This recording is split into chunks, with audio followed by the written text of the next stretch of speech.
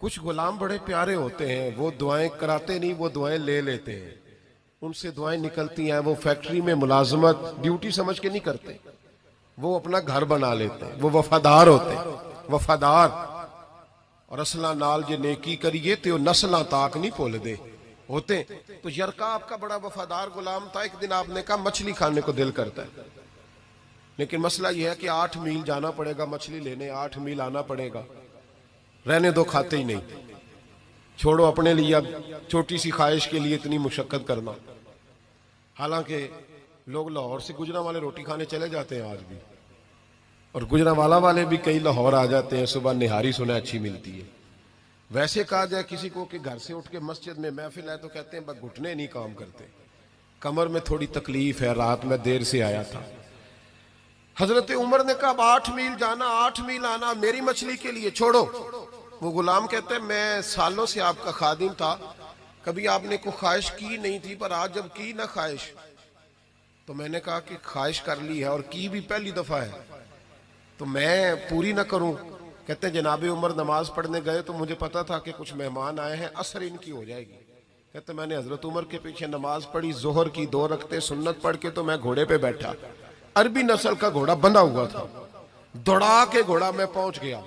अरबी नस्ल के घोड़े को 8 मील क्या कहते? कहते एक टोकरा मछली का खरीदा, कई किलो मछली खरीद के तो मैं हजरत उमर की असर की नमाज होने से पहले पहले वापस भी आ गया। कहते हैं घोड़े को मैंने ठंडी छांव में बांधा ताकि उसको पसीना आया तो खुश्क हो जाए, जनाबे उमर कहीं देख न ले।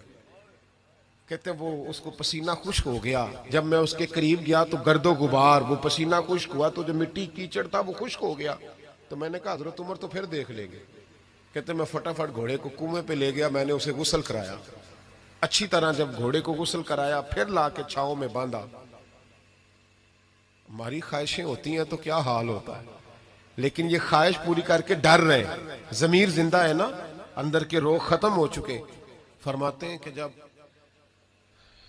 असर की नमाज पढ़ के हजरत उमर आए, मैंने भी नमाज उनके पीछे पढ़ी, घर आए तो मैंने कहा हुजूर अल्लाह ने आपकी ख्वाहिश पूरी कर दी है, मछली का बंदोबस्त हो गया है, बस थोड़ी देर में मैं पका के पेश करता हूँ। कहते मैंने ये लफ्ज कहे तो जनाबे उमर उठे और घोड़े के पास चले गए। घोड़े की पुश्त पे हाथ फेरा, उसकी टांगों पे हाथ फेरा, फिर हजरत उमर घोड़े के कानों के पास गए तो उसका एक कान ऊपर उठाया तो कहने लगे यरका इधर आ यार।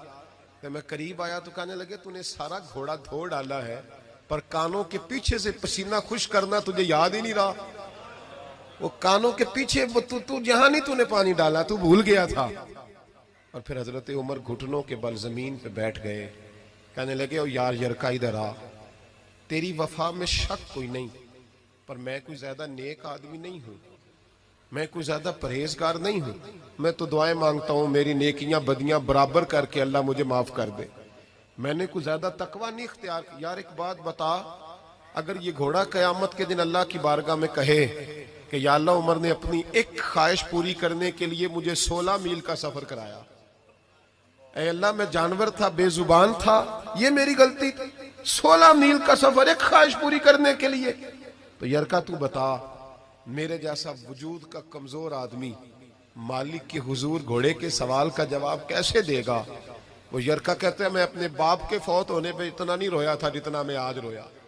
मैं तड़प उठा कि हुजूर ये वाली सोच, ये वाला। यहां तो लोग अपने नौकर को 4 थप्पड़ मार के कहते हैं फिर क्या हो गया, मैं तेरा मालिक नहीं, उसको रुसवा करके कहते हैं फिर क्या हो गया, कोई बात है?